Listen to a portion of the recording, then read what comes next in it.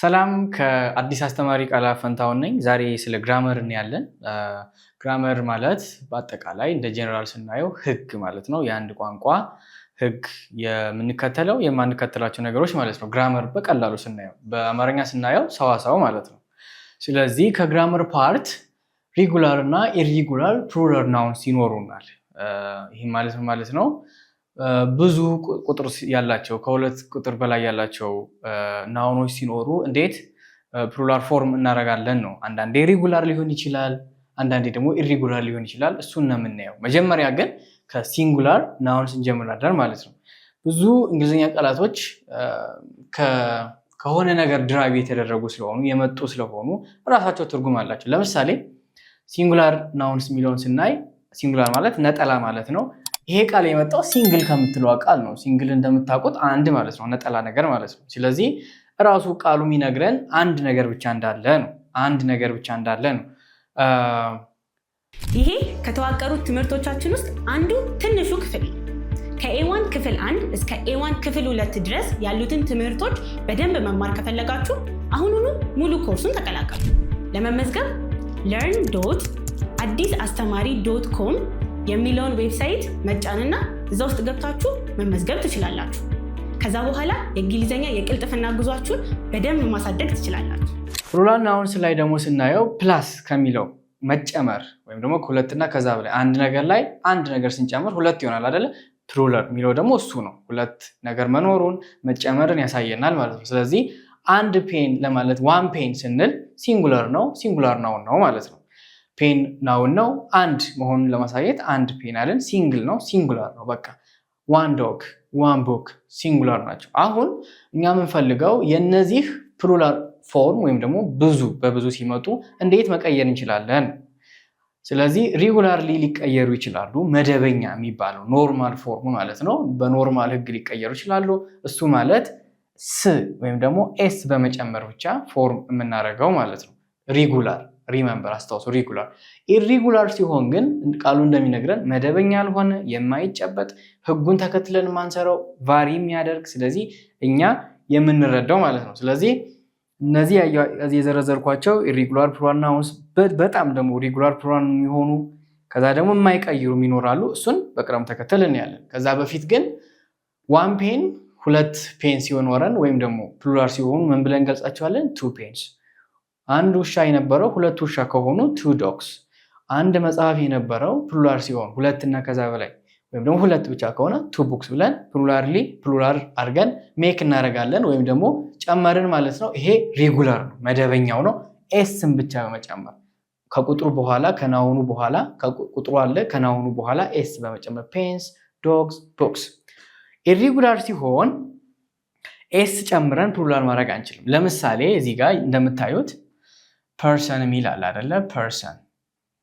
ፐርሰን ፕሉራል ፎርሙ ፒፕል ብዬ ጽፌላቸዋለሁ። ፒፕል ነው እንግዲህ በእንግሊዝኛ ፕሉራል ፎርሙ።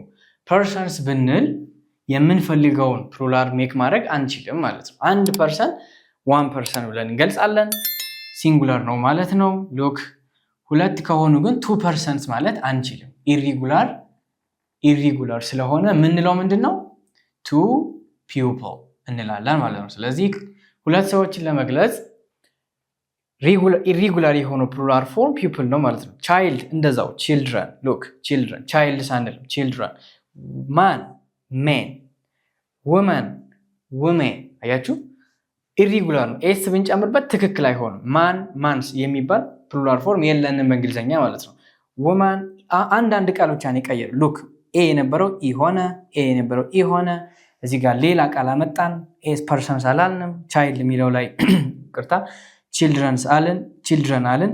ያመጣ ነው ሌላ ቃል ነው ማለት ነው። ኢሪጉላር ነው፣ መደበኛ አይደለም ማለት ነው። ሁለተኛው ጋር ስንገባ ደግሞ በጣም መደበኛ ያልሆኑ እናያለን ማለት ኢሪጉላር፣ ሞር ኢሪጉላር። ሉክ ቱዝ የነበረው ሁለቱን ኦኦ ቫውሎች ኢኢ አድርገን ፕሉራል አደረግን። ማውስ የነበረው ማይስ አጥሮ ማለት ነው። እዚህ ጋር የነበሩት ሁለት ቫውሎች ቀርተው አይ ተተክቶ ኢሪጉላር ነው። በቃ ኢሪጉላር ነው። ይሄ ነው ፕሉራል ፎርሙ የሚሆነው። ዋይፍስ ስንል ቪ አመጣን። አሁንም የኮምፕሌክስ እየሆነ እየተወሳሰበ መጣ ማለት ነው። ዋይፍ የነበረው ዋይፍስ ፕሉራል ፎርሙ ዋይፍስ ነው የሚሆነው። ማውስ ማይስ አሁንም ኢሬጉላርነቱ ሰቪር እየሆነ ወይም እየጠነከረ መጥቷል ማለት ነው። ይሄ ከተዋቀሩት ትምህርቶቻችን ውስጥ አንዱ ትንሹ ክፍል ነው። ከኤ1 ክፍል 1 እስከ ኤ1 ክፍል 2 ድረስ ያሉትን ትምህርቶች በደንብ መማር ከፈለጋችሁ አሁኑኑ ሙሉ ኮርሱን ተቀላቀሉ።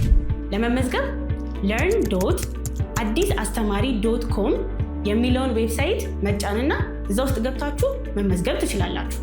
ከዛ በኋላ የእንግሊዘኛ የቅልጥፍና ጉዟችሁን በደንብ ማሳደግ ትችላላችሁ። በጣም ደግሞ ኢሬጉላር ሲሆን ኖ ቼንጅ ወይም ደግሞ ለውጥ የሌለው ኢሬጉላር ፎርም ናውኖች አሉ። አንዳንድ ስሞች ሲንጉለርም ነጠላውም ብዙም ተመሳሳይ የሆኑ አላቸው። ሉክ ፊሽ ፊሽ፣ ሺፕ ሺፕ፣ ዲር ዲር። አሁን ሁለት አጋዘን፣ ሁለት በግ፣ ሁለት አሳ ማለት ብንፈልግ ምንድነው የምናደርገው? ቱ ፊሽ ራሱ ቱ ሺፕ። ምክንያቱም የማይቀየር ስለሆነ አንድ ፊሽም አንድ ሺፕ ሲንጉላር ቢሆንም ፕሉራል ስናመጣ አሁንም ተመሳሳይ ቃሉን ሳንቀይር ኖ ቼንጅ ያልኩት ለዛ ነው። እንደዚህ ይሆናል ማለት ነው። ይሄን ካየን በጥያቄዎች ወይም ደግሞ በኪውዝ እንያቸው። ወደ ኪውዝ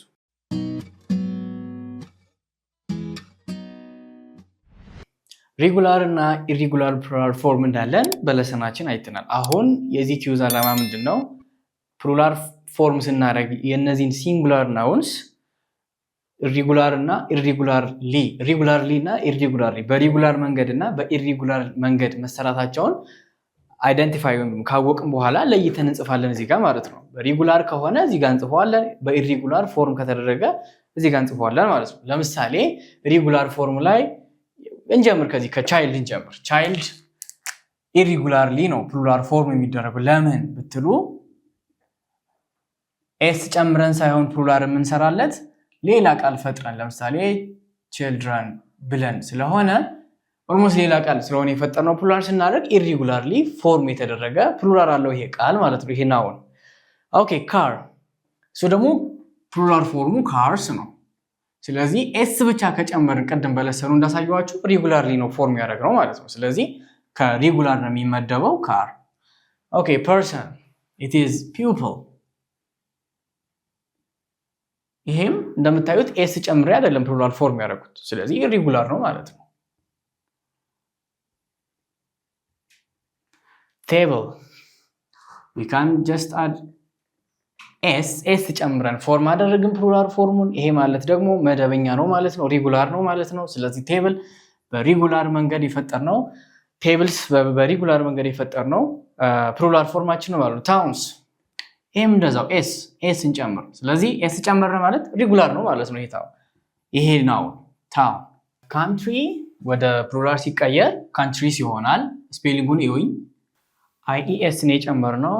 ሬጉላርሊ ፕሉራል ስንሰራ እንደምንጨምረው ኤስ ወይም ደግሞ እንደ ኢኤስ ሳይሆን የጨመርነው እዚህ ጋር ያለውን ዋይ ወደ አይ ቀይረን አይ ካልን በኋላ ነው ኢኤስ የጨመርነው። ስለዚህ ይሄም በመደበኛ ነው ብለን ማለት አንችልም ማለት ነው። ስለዚህ ኢሬጉላርሊ ፎርም የተደረገ ፕሉራል ነው ያለው ማለት ነው።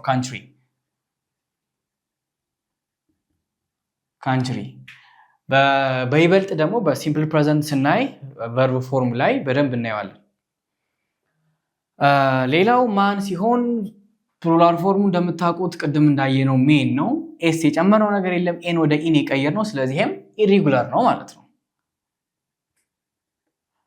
አፕል we can just add s so ኤስ ብቻ ከጨመርን ይሄ የፕሉራል አሰራር ሬጉላር ነው ማለት ነው። የዛሬው ለሰናችን በሬጉላር እና ኢሬጉላሪቲ ፕሉራል ነው ያየነው። ይሄን ይመስል ነበረ። see you next time። ይሄ ከተዋቀሩት ትምህርቶቻችን ውስጥ አንዱ ትንሹ ክፍል ነው። ከኤ1 ክፍል 1 እስከ ኤ1 ክፍል 2 ድረስ ያሉትን ትምህርቶች በደንብ መማር ከፈለጋችሁ አሁኑኑ ሙሉ ኮርሱን ተቀላቀሉ። ለመመዝገብ learn.addisastmari.com የሚለውን ዌብሳይት መጫንና እዛ ውስጥ ገብታችሁ መመዝገብ ትችላላችሁ። ከዛ በኋላ የእንግሊዘኛ የቅልጥፍና ጉዟችሁን በደንብ ማሳደግ ትችላላችሁ።